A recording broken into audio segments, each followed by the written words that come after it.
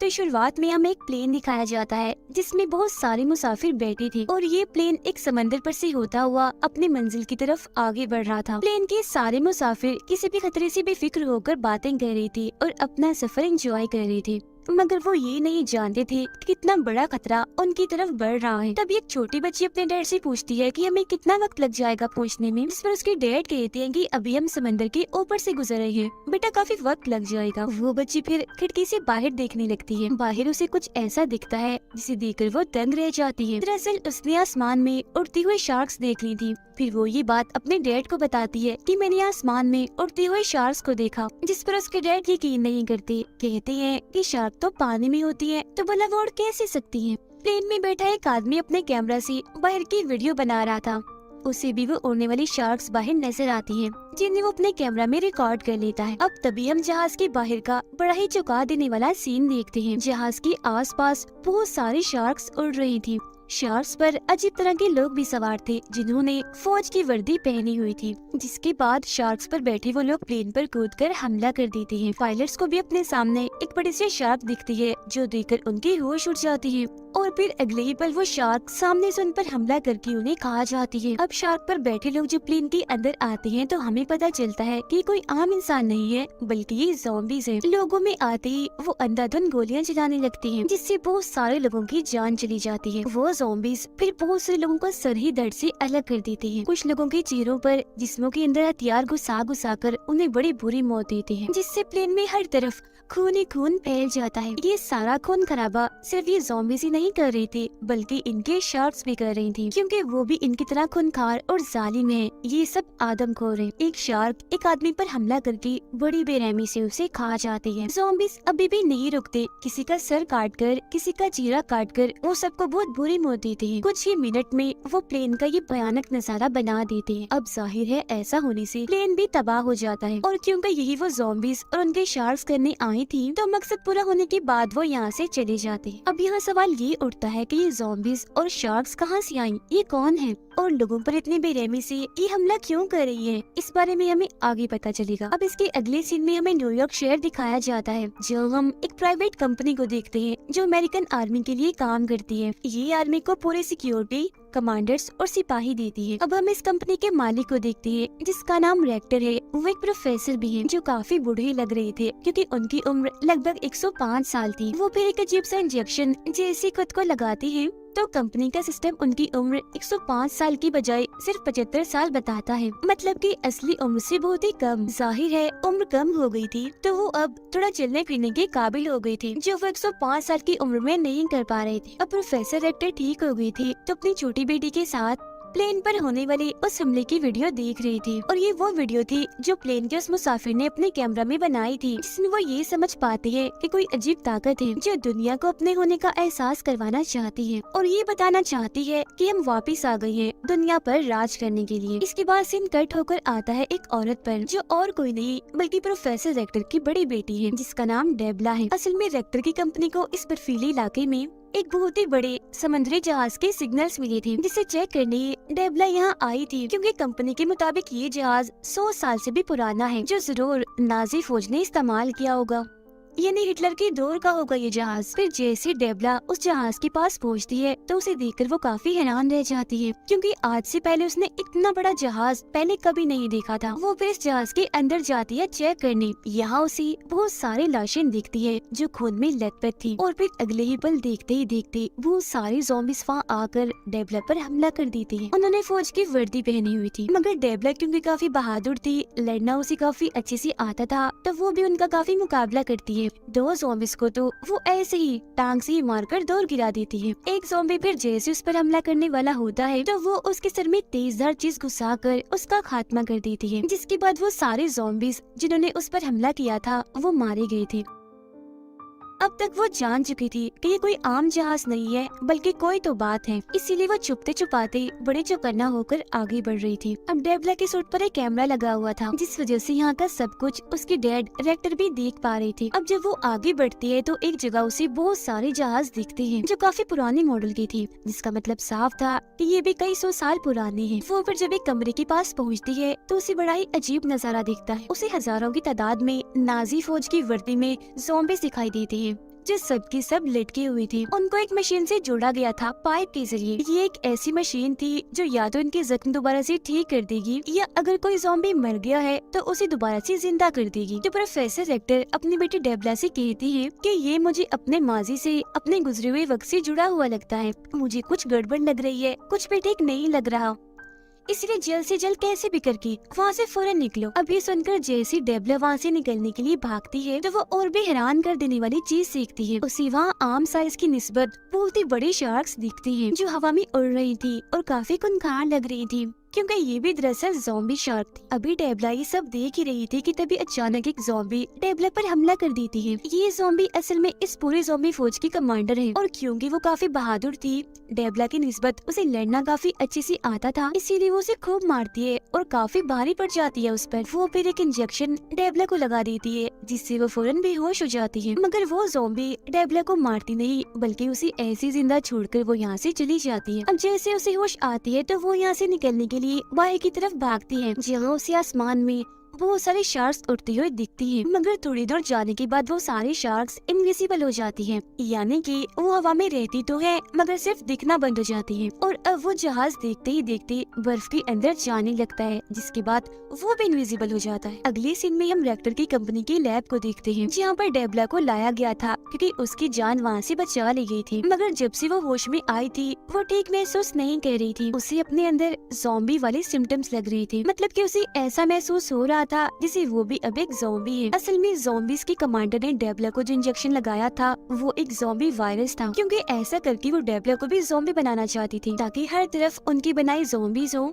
जिन्हें वो अपने साथ शामिल करके इंसानियत का जड़ से ही खात्मा करते और दुनिया पर राज करें। अब हम रेक्टर को उसकी दोनों बेटियों के साथ देखते हैं, जहाँ ये लोग खाना खा रही थी। तभी रेक्टर की छोटी बेटी कहती है कि आपने कहा था कि ये आपकी माजी से जुड़ा हुआ है, तो आज आप हमें अपने माजी के बारे में बता ही दीजिए कि आखिर क्या हुआ था, क्योंकि आपने आज तक अपने गुजरे हुए वक्त के बारे में हमें कभी नहीं बताया। जिस पर प्रोफेसर रेक्टर उन्हें बताना शुरू करते हैं कि ये बात 1942 की है, जब ब्रिटिश फौज ने जर्मन फौज यानी नाजी की फौज पर हमला करना शुरू कर दिया था। उन्होंने जर्मन के हर एक इलाके को तहस नहस करके रख दिया, जिस वजह से जर्मन फौज ने यानी नाजी की फौज ने ब्रिटिश के सामने घुटने टेक दिए। जिसके बाद हिटलर ने बदला लेने के लिए फौज के कमांडर से कहा कि प्रोफेसर रेक्टर को कहो कि वो एक ऐसा सीरम, एक ऐसा वायरस बनाए जिससे जिंदा इंसान वहशी और जालिम बन जाए, जबकि लाशों को दोबारा से जिंदा करके ज़ॉम्बीज़ बना दे, ताकि बगैर थके और दर्द का एहसास किए वो लोग ब्रिटिश फौज का सामना करें और आसानी से उन्हें हरा दे, जिससे जर्मन फौज को फतह हो जाए। और क्योंकि मैं उस वक्त नाजी फौज की लैब का साइंटिस्ट था तो मैंने आखिरकार वो सीरम तैयार कर ही दिया। मगर क्योंकि हर तरफ से हम पर हमला हो रहा था, जंग का माहौल था, तो ऐसे वक्त में मैं इस सीरम का एंटीडोट नहीं बना पाया, यानी एक ऐसी दवा जिससे सीरम की असर को खत्म किया जा सके और लोग दोबारा से नॉर्मल होकर अपनी असली हालत में आ जाएं। सीरम यानी वायरस की तैयार होते ही कमांडर इसे इस्तेमाल करने का हुक्म दे देते हैं, जिस पर रेक्टर उन्हें ऐसा करने से मना कर देते हैं, क्योंकि ये वायरस तो बन गया है मगर इसका एंटीडोट नहीं बना, जिस वजह से वो सारे फौजी और लोग जिन्हें ये सीरम दिया जाएगा जो इस वायरस का शिकार हो जाएंगे, उन्हें दोबारा से टेक नहीं किया जा सकेगा, जिस वजह से वो लोगों के लिए खतरा बन जाएंगे।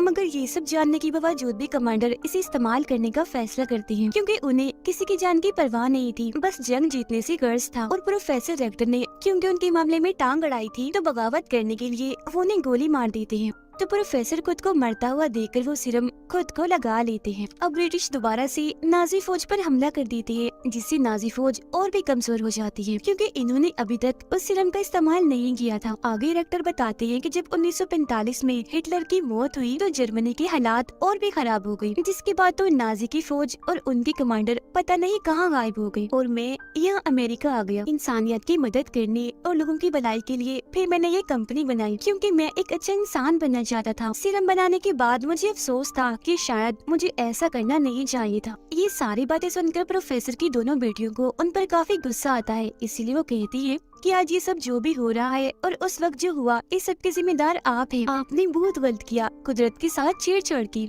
मतलब कि गॉड ने जैसा इंसानों को बनाया आपने उन्हें बदलना चाहा और मरने के बाद मुर्दा लोगों के साथ भी गलत किया, उन्हें ज़ॉम्बीज़ बनाकर। तो इसीलिए अब आप ही सबका कोई हल निकाल सकते हैं। इसके बाद हम देखते हैं नाजी फौज को जो ज़ॉम्बीज़ बन गई है और उन्होंने न्यूयॉर्क पर भी हमला कर दिया है, जिससे यहाँ पर ये बात साफ हो जाती है कि जो ज़ॉम्बी फौज और शार्क्स यहाँ पर आए हैं वो दरअसल नाजी फौज है हिटलर की, क्योंकि 1945 में गायब वो इसलिए हुए थे क्योंकि उन्होंने ये वायरस इस्तेमाल कर लिया था। है न्यूयॉर्क शहर में होने वाली ये सारी तबाही खबरों में दिखाई जा रही थी और इस अचानक हमले की वजह से बहुत सारे लोग मारे जाते हैं। अब यहाँ के अलावा ज़ोंबी नाजी फौज और भी कई सारे मुल्कों पर हमला कर देती है, जिनमें लंदन, जापान, कनाडा और चाइना शामिल थे। साथ ही शार्क्स आसमान में उड़ने वाले सभी प्लेन्स को तबाह कर रही थी, जैसा कि उन्होंने शुरुआत में किया था। ऐसा होने से सारी फ्लाइट्स बंद कर दी जाती है, मतलब कि हवाई सफर रोक दिया जाता है, क्योंकि एक एक करके बहुत सारे प्लेन्स तबाह हो गई थी। इन सारे हालात को देखते हुए डायरेक्टर अमेरिका के जनरल से वीडियो कॉल पर मीटिंग करते हैं, मगर बाद में इस मीटिंग में और भी बहुत सारे लोग शामिल हो जाते हैं, जिनमें प्रेसिडेंट, ऑफिसर, शार्क्स की डॉक्टर और कमांडर भी शामिल थे। अब इनमें से डॉक्टर बताती है कि शार्क्स हवा में इसलिए उड़ पा रही है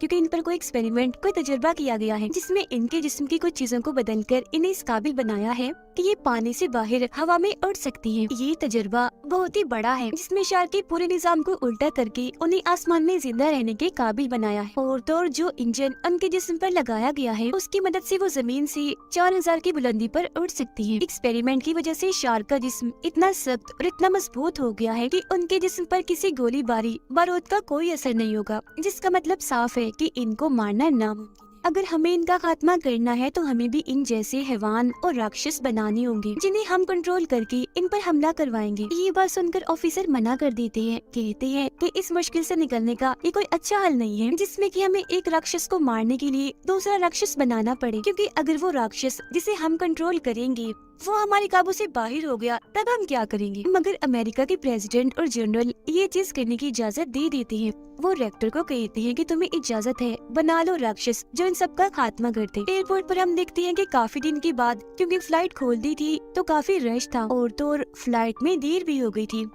जिस वजह से वहाँ बैठे मुसाफिरों को काफी गुस्सा आ रहा था। और फिर तभी एक औरत देखती है कि न्यूयॉर्क जाने वाली फ्लाइट बिल्कुल तैयार है, जो देखकर वो सभी लोग बहुत खुश हो गई थी और न्यूयॉर्क जाने वाले सारे मुसाफिर प्लेन में जाकर बैठ जाते हैं, जिसके बाद ये प्लेन अपने मंजिल इन्हें न्यूयॉर्क जाने के लिए उड़ जाता है। उधर रेक्टर के कहने पर उसकी दोनों बेटियां और बहुत सारे कमांडर्स ज़ॉम्बीज़ का खात्मा करने के लिए उस न्यूयॉर्क जाने वाले प्लेन का पीछा करने लगते हैं, क्योंकि वो जानते थे कि नाजी ज़ॉम्बी इस प्लेन पर भी जरूर हमला करेंगे, जिसका मतलब साफ था कि अमेरिका की गवर्नमेंट ने इस प्लेन को चारे के तौर पर हवा में उड़ाया है। और फिर नाजी ज़ॉम्बी सच में उस प्लेन पर हमला करने के लिए उसकी तरफ बढ़ते हैं। प्लेन में बैठी सारे मुसाफिर किसी भी खतरे से बेखबर होकर बैठी थी और फिर तभी लोगों को बाहर आसमान में ज़ॉम्बीज़ और शार्क्स दिखाई देने लगती हैं, जो देखते ही प्लेन में अफरा तफरी मच जाती है। लोग काफी डर गए थे।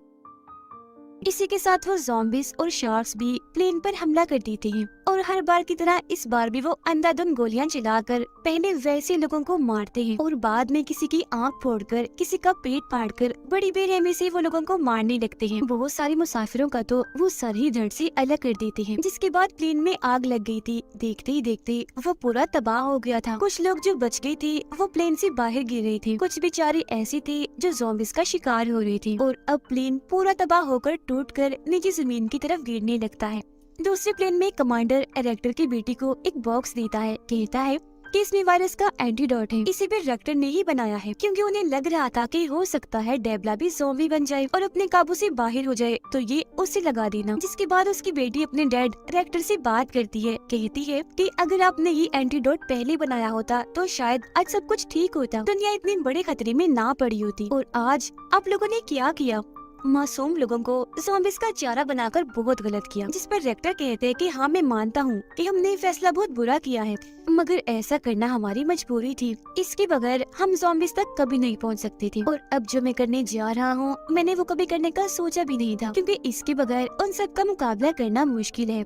हो सकता है कि मैं कोई राक्षस बना दूं। अभी इनकी बातें चल ही रही थी कि तभी नाजी ज़ॉम्बीज़ इनके प्लेन के पास पहुंच ही जाते हैं। वो उन पर हमला करने के लिए बस तैयार ही थे कि तभी डेबला ज़ॉम्बी बन जाती है और जाकर प्लेन का दरवाजा खोल देती है, जिसके बाद सारे ज़ॉम्बीज़ प्लेन के अंदर आने लगते हैं। अंदर आते ही वो सब लोगों पर हमला कर देते हैं। हालांकि कमांडर्स ज़ॉम्बीज़ का मुकाबला करते तो हैं, मगर वो क्योंकि काफी खूंखार खतरनाक थे तो उनसे लड़ना इतना आसान नहीं था। इसीलिए ज़ॉम्बीज़ बहुत सारे कमांडर्स को भी अपना शिकार बना लेते हैं, जबकि बाहर से शार्क्स भी प्लेन को तबाह कर रही थी। मतलब कि ये नाजी ज़ॉम्बीज़ पूरी तरह से इन पर हावी हो चुके थे। अब तभी डेवला, जो पूरी तरह से ज़ॉम्बी बन गई थी, वो कमांडर्स के लीडर को गोली मार देती है, जिसके बाद वो बाकी के कमांडर से भी लड़ने लगती है। ये देखकर रेक्टर की बेटी जल्दी से वो एंटीडोट निकाल कर अपनी बहन डेवला के गले में लगा देती है। अब तभी हम बाहर का नजारा देखते हैं, जहाँ तभी अचानक से एक काफी बड़ी शार्क आ जाती है, जो इन शार्क्स की निस्बत काफी बड़ी और ताकतवर थी। वो अब एक एक करके इन सभी ज़ॉम्बी शार्क को मार रही होती है। तब यहाँ हमें पता चलता है कि ये शार्क असल में रेक्टर ने ही बनाई है और वह इसे कंट्रोल कर रहा है, क्योंकि उसने कहा था कि मैं भी राक्षस बनाऊंगा, यानी कि राक्षसों को मारने के लिए उसने राक्षस बना ही दिया। रेक्टर शार्क को कंट्रोल करके गोलियों और बॉम्ब्स के जरिए उन शार्क्स को मार रहा होता है। और तो और वो शार्क इतनी बड़ी थी कि वो बची हुई शार्क्स को खाने लगती है। प्लेन के अंदर भी सारे कमांडर्स मिलकर ज़ॉम्बीज को मार देते हैं। डेवला भी एंटीडोट की वजह से बिल्कुल ठीक हो गई थी। मरी हुए सारे ज़ॉम्बी शार्क नीचे पानी में गिरने लगती हैं। ये नजारा देखकर आर्मी जनरल बहुत खुश हो जाता है, क्योंकि ये देखने के लिए वो बेताब था, कब से इस वक्त का वो इंतजार कर रहा था। ये देखकर रेक्टर भी खुश हो गई थी, क्योंकि ज़ॉम्बीज के खिलाफ इन्होंने जो मिशन शुरू किया था वो इसमें कामयाब हो गई थी। इसके बाद दोबारा से नाज़ी जहाज को हम देखते हैं, यानी वही जहाज जो हमने शुरुआत में देखा था, जिसमें डेवला गई थी। जहाज के अंदर बहुत सारे ज़ॉम्बीज थे, क्योंकि ये नाजी की पूरी फौज थी, जिन्हें उनकी कमांडर हुक्म दे रही होती है दुनिया को तबाह करने का। जिससे यहाँ ये बात साफ हो जाती है कि रेक्टर और उसकी टीम ने उन ज़ॉम्बीज और शार्क को मारकर इस जंग को जीता नहीं है, बल्कि असली जंग तो अब शुरू होगी। और ये जंग बहुत ही बड़ी होगी, क्योंकि इसमें दोनों तरफ से ही राक्षस होंगे और रेक्टर एक के बाद एक राक्षस बनाएगा उनका खात्मा करने के लिए। क्योंकि वो साइंटिस्ट है, उसके पास ऐसी ताकत है कि वो बुरा नहीं हो सकता, ना ही वो कभी मरेगा। क्योंकि जैसा कि आपको याद होगा, उसने भी खुद को वो सीरम वो वायरस लगाया था, जिसके बाद एंटीडोट लेकर वो ठीक तो हो गया था, मगर उसके अंदर अलग ही ताकतें आ गई थी और अब वो इंजेक्शन लगा लगा कर अपनी उम्र छोटी करता रहता है। और जैसा कि उसने फैसला किया था वो दुनिया की मदद करेगा, इंसानियत को बचाएगा, तो अब ऐसा करने के लिए वो कुछ भी करेगा। इसी के साथ ये फिल्म इधर ही खत्म हो जाती है।